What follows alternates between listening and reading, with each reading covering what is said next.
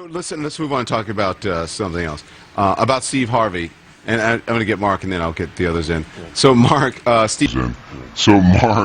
Steve Harvey went to Trump Tower and is taking a lot of backlash for meeting with the president-elect. What do you make of this controversy? You know, I love Steve Harvey, and I have respect for Steve Harvey, and I think his intentions were accurate, or appropriate, rather. But my disagreement is the way in which he's being used by folk like Donald Trump. Again, his intention is just to have a seat at the table. But when you're at the table, you should have experts at the table. You should have people who can challenge the president at the table. I don't care if Steve's there, but if I'm Steve Harvey, I'm bringing Michelle Alexander. I'm bringing Cornel West. I'm bringing Amani Perry. I'm bringing Eddie Glaude. I'm bringing Michael Eric Dyson. I'm bringing some folk with me who can challenge the president and inform the conversation. Otherwise, you're just being Bruce, trumpeted why up are there. you saying, oh my God? So you were at the meeting. You heard and saw everything. I don't understand how anything I said would prompt that question. Listen. Unless Steve Harvey turned into a policy analyst in the behind-the-scenes meeting, then it doesn't matter what I was there. I'm saying my concern is with the people he's trumpeting up and putting in front of the cameras. Mark, you weren't even there. You don't even know what happened. Here's the deal. You don't know what happened. First of all, Pastor Darrell Scott, Michael Cohen, they are in a process of bringing all types of people from all over the country, from all different backgrounds, like we have, remember the Diversity Coalition, where we reach out to all different types of people? It was a bunch of mediocre Negroes being dragged in front of TV as a photo op for Donald Trump's exploitative campaign against black people, and you are a prime example of that, sir. How are you going to, so now you want a name call, Mark? Simone, you better jump in if you want to talk. Now you want a name call. Now you want to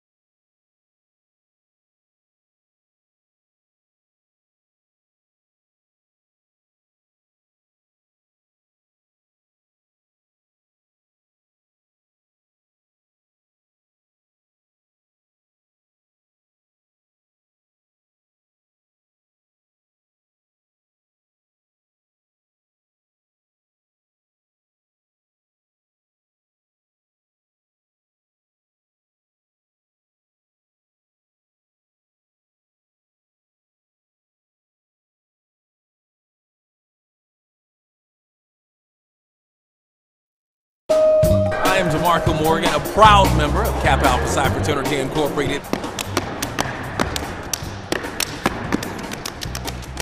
My name is Chesley McNeil. My name is Samuel Crenshaw. The name of my fraternity is the Omega Psi Phi Fraternity Incorporated. And we do like this. I do!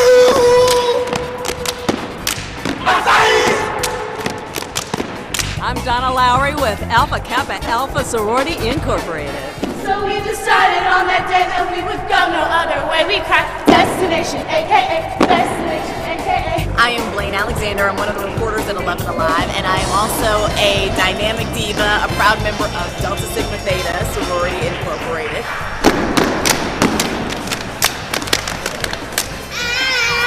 I'm Karen Greer. We may belong to different houses, but we're all a part of the same trusted family. We may belong to different houses, but we're all a part of the same trusted family.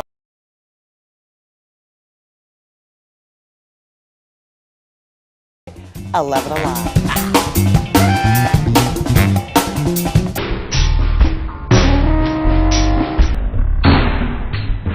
Proud member of Kappa Alpha Psi Fraternity Incorporated.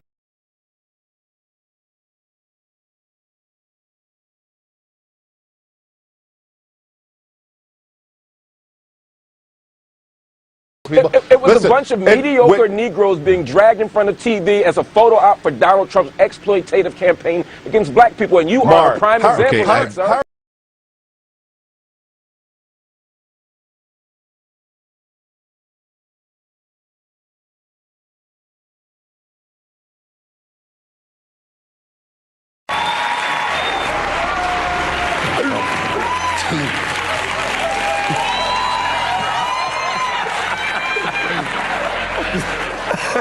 I'm sorry. sorry, we Omegas.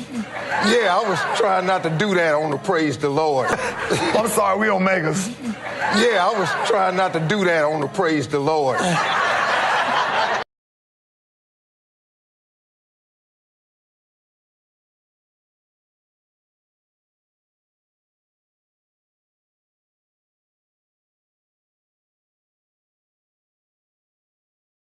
This is a lifestyle, and the legacy continues. All we do is teach and discipline. That is all, and that is it. All we do is teach and discipline. That is all, and that is it. All we do is teach and discipline. That is all, and that is it.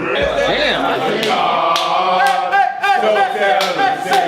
But we will pull that car. Good bros. You wonder why that fine new pie, but they don't understand it's do or die. I wanna be a new gamma guy. Where's that SSU, that fine new pie?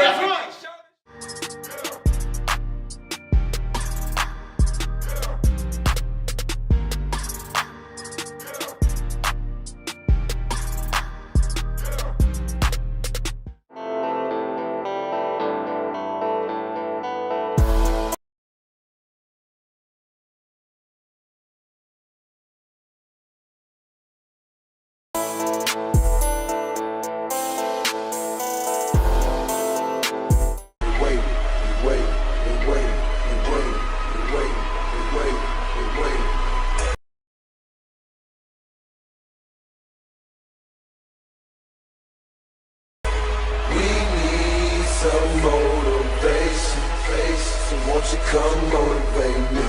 Hey, wait, hey, wait, hey, wait, hey, wait, hey, wait, hey, wait.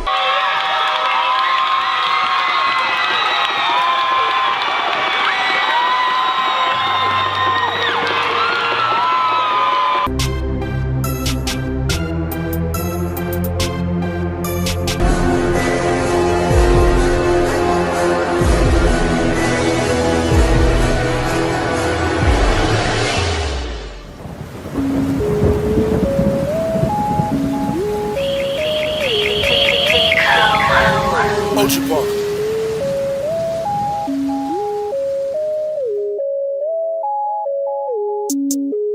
Pop a perky just to start up. Pop it. Pop 2 cups of purple just to warm up. Like my D in front of my ass. My ass in front of my teeth. Let me see that train. It feels so good to me. I love my D. I like my D in front of my ass. My ass in front of my teeth. It feels so good to me. I love my D. That's it. I like my D. Yes. In front of my ass. My ass in front of my teeth. It feels so good to me. I love my D. That's it. Set it out. Come on, Lily. Come on, Leah. Let's go. That's my 23. My 23.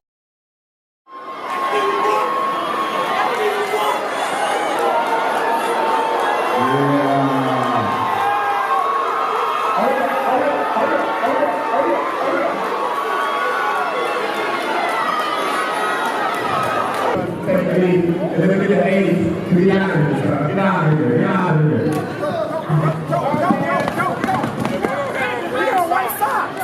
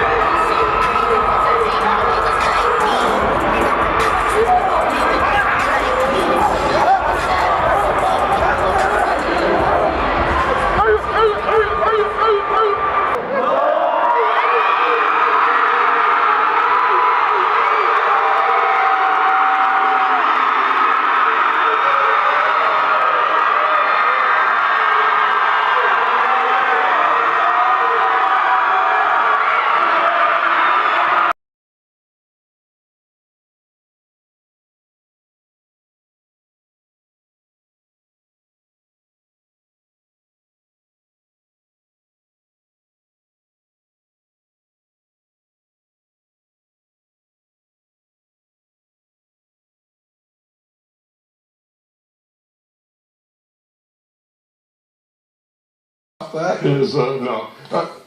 Fraternity guys? No. Yes. We don't have time for that. Yes. Ooh. Nobody else. Me? Oh, stop it. Excuse me? Yeah, you played. Did you play? You got smacked and had to walk. No, he didn't. I guarantee you don't. If he couldn't jump it when he was 7'1", you think he went? You did. In college at LSU. Stop it. Ask him about me. Yes. Well, you used to hit that after dunks? LSU. At dunks. Which fraternity? Oh, man, she's dog. Is that what that was? Diesel after dunks, right? That happened in college, yes? But Smitty, no, and Kerr, no, and me. I guarantee you can do a step right now. Yeah. You remember that. Do a step. Go. Go. Hiya! Get it! His knee hurt. His back. Yeah. Okay. Maybe he did.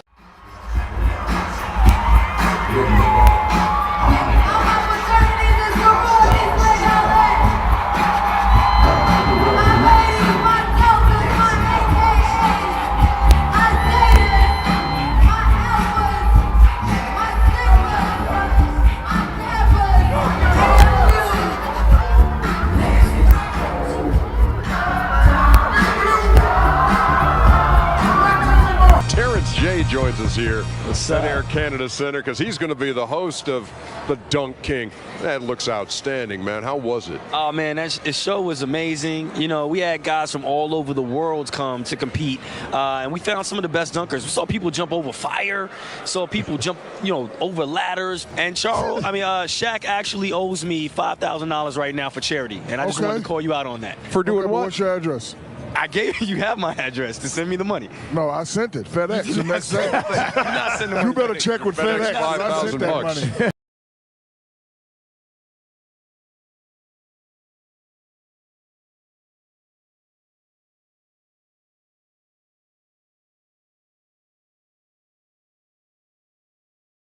I see the light, the pink and green.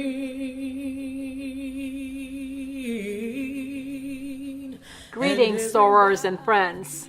On January 15, 1908, a group of young collegiate women gathered in Minor Hall on the campus of Howard University in Washington, D.C. to organize Alpha Kappa Alpha Sorority Incorporated.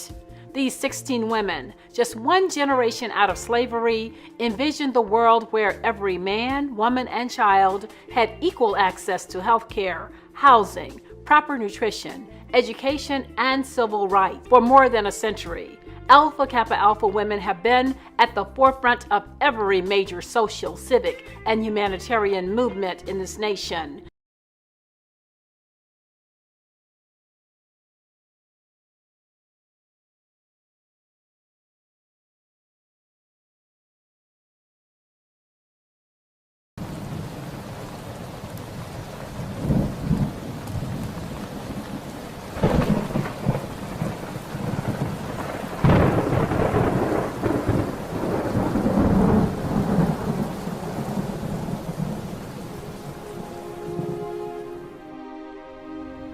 Let me tell you something you already know.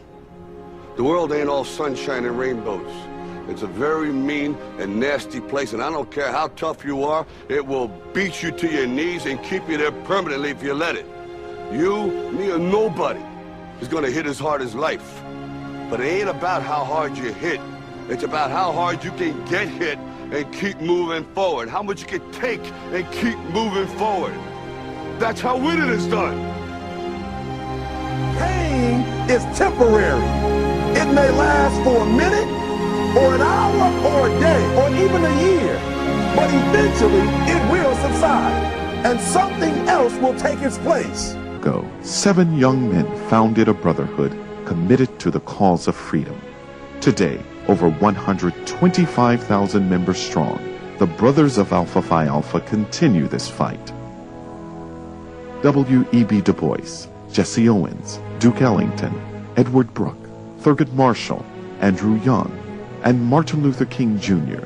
are among the countless alpha men who have dedicated their lives to scholarship, manly deeds, and love for all mankind. The history of these men is the history of America, and their place in the vanguard of African American progress is unparalleled. This is the story of Alpha Phi Alpha's century of leadership.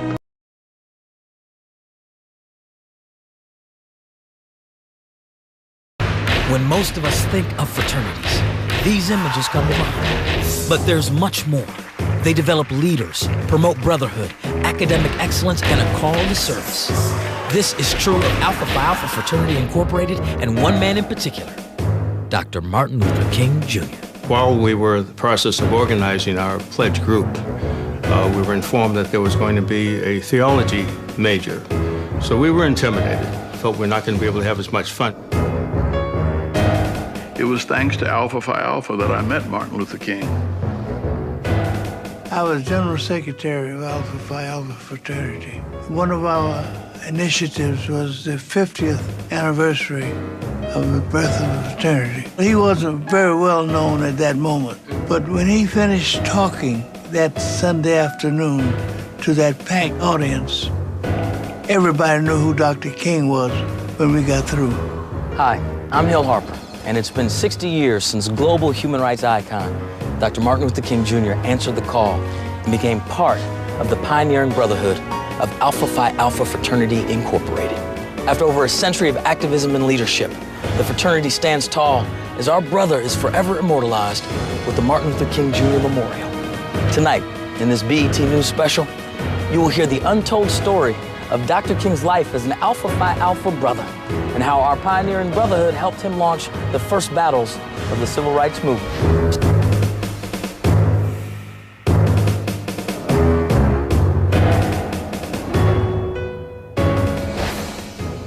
What's up, everyone? It's Lauren with the BobbyPin.com, and we're here with the one and only Mr. Roland Martin. How are you today? I'm doing good. Great. I see you're here at Howard, the Mecca, rocking your Alpha Phi Alpha That's apparel. Right. I'm here. The president invited me out, so I'm glad to hang out with him and see lots of friends out here, so having a good time. Absolutely. I overheard you talking a little trash. What makes Alpha the #1 fraternity? Easy. We were the first, and we are the first black collegiate Greek letter organization. Everybody come after us, they're number of imitators. And so as I tell them, Alpha's all y'all daddy.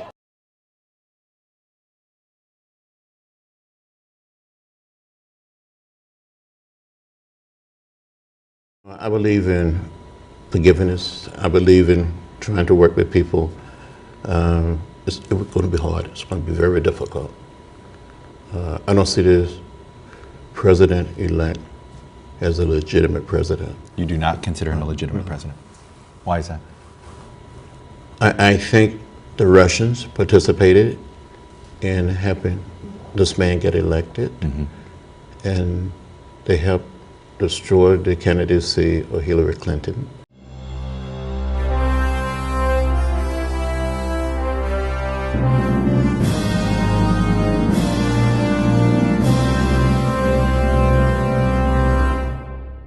When I walked through that door, Dr. King said, "Are you the boy from Troy? Are you John Lewis?" And I said, "Dr. King, I am John Robert Lewis." So from that moment on, he started calling me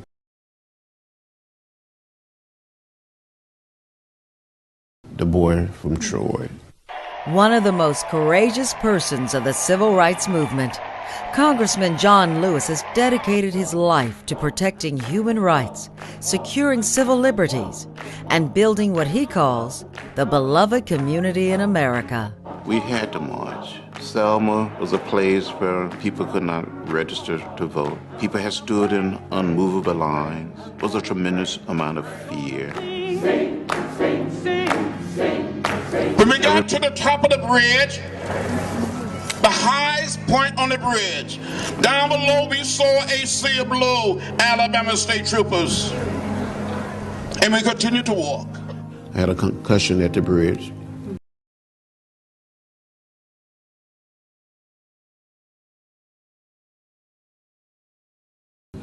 I thought I saw death.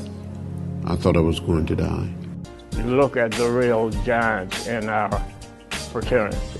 Modern days, you think of John Lewis, who almost gave his life on more than one occasion for civil rights. This living legend never forgets his Sigma roots and returns at every opportunity to embrace the brotherhood at conventions and conferences. That we made a commitment that we were going to do our part to bring down those signs that said white waiting, colored waiting, white men, colored men, white women. We were prepared to die for what we believed in.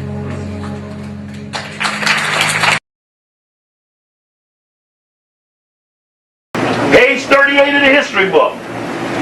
In the building of the organizational plan. See, what was the niggas thinking about? That's what was the niggas thinking? Because you gonna sit up in 1904, just got your ass whipped in Reconstruction, just had Africa divided up before your very eyes, colonialized up the butt, just after the fake emancipation, Civil War, slavery, some still in slavery, you can't pee in a white toilet, you can't eat in a white restaurant. This is fucking 54 years before Rosa Parks. You understand what period we in? We talking about you got to lean way over to go Greek. That's right. There ain't even no radio or TV yet, so somebody had to tell you about them. You couldn't even read about them. You couldn't see nothing about them or hear nothing about them. There was no TV and no radio in 1904. So when you talking about you gonna set yourself up like tenants of Skull and Bones at Yale, you better believe somebody in around this Boule, and we checking on this history of Minton, may have been a Skull and Bones at Yale his damn self. Right. Pass. Passing for what? Passing for what? In the building of the organization plan, reliance was placed upon Greek history and tradition. See, a nigga tell you. Say, ask them niggas in that. I say, now look. Hey, in the fraternity and sorority thing, hey, y'all really Greek or y'all like African on the slide? They say, no, brother, it's really African. Organizational plan, reliance was placed on Greek history. So when you confront them, they gonna swear it ain't a Greek thing. And you gonna tell them, say, well, I seen your thing, and I know your thing is Greek from the jump. And no subordinate Boule, Archon, can ever deviate from the structure and the guidelines laid down by people in the organization higher than them. So when you're in a hierarchy, you are controlled from the top down. The bottom could be honest people, but they must do what the top tell them. That's the deal. Acquaintance with Western civilization. Although Greek culture had relations with the culture of the Orient, hold it now. Seemed like they skipped over somebody. Let me go back. You see, this might not just be an affirmation of Greek, but this is a denial of Africa. This is more than just, I'm for this. This is, I must not even recognize any other. A member and a participating honorary member of this fraternity and what it stands for and the principles. I think that this is a very, very significant day in my life and development and growth. It's one thing when you serve alone, it's another when you serve as a part of a family and a movement. And I feel that I have submerged with an ocean rather than remain a single drop. And let us serve and flood together those forces that are negative and be a force for all that is good.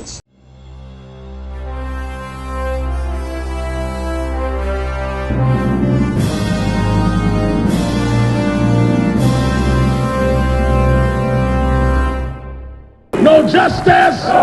No justice! No peace! No justice! No peace! As organizers of the 50th anniversary of the March on Washington, the National Action Network assembled more than 250,000 in Washington, D.C. to call on Congress to work towards the fulfillment of Dr. King's dream for jobs and justice. Welcome one of our true heroes.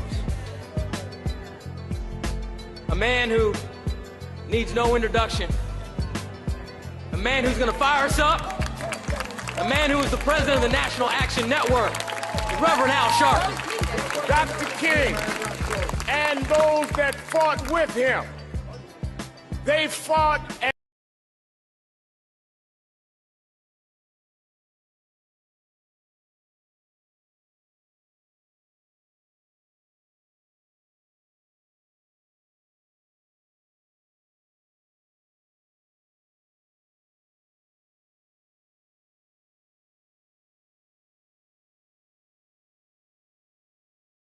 Brother Sharpton is humbled to be part of the 100-year-old fraternity. I'm very honored and grateful to become a member and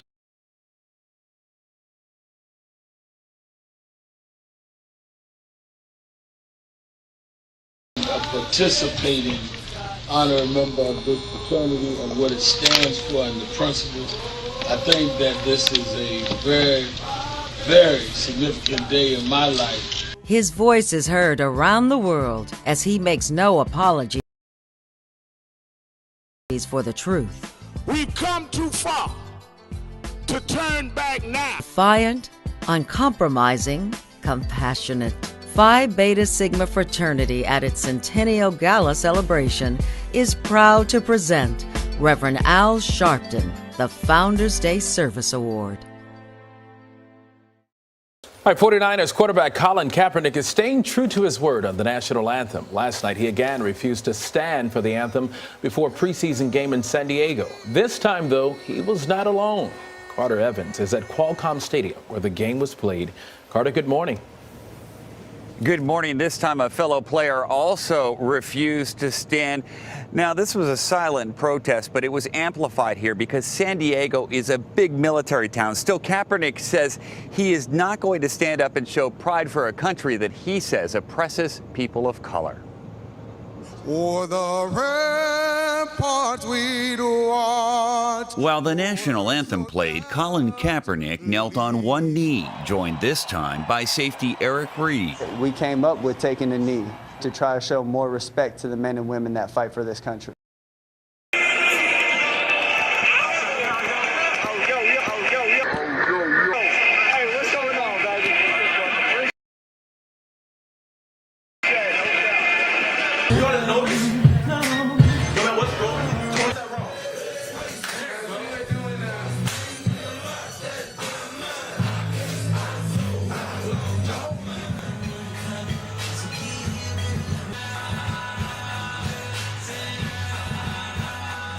We don't buy no drinks at the bar. Pop champagne cause we got that dough. Let me hear you say What are you going to do against it? I think those are very valid points, and Kaepernick has to play extremely well in order for San Francisco to win. You know, he's played lousy. It's been awful. Yeah. But, you know, he's a member of Kappa Alpha Psi. Yeah. Stand by. Right. I'm just saying. You get the pass with you. You will see that we have in fact cracked a riddle that has contained our people. Our people have been contained by an organized element of secret people who have used riddles, mysteries, and secret societies to jam us. And what we are doing is we are unlocking or decodifying the mystery, because once decodified and exposed, those who are secret in the light will not be as effective.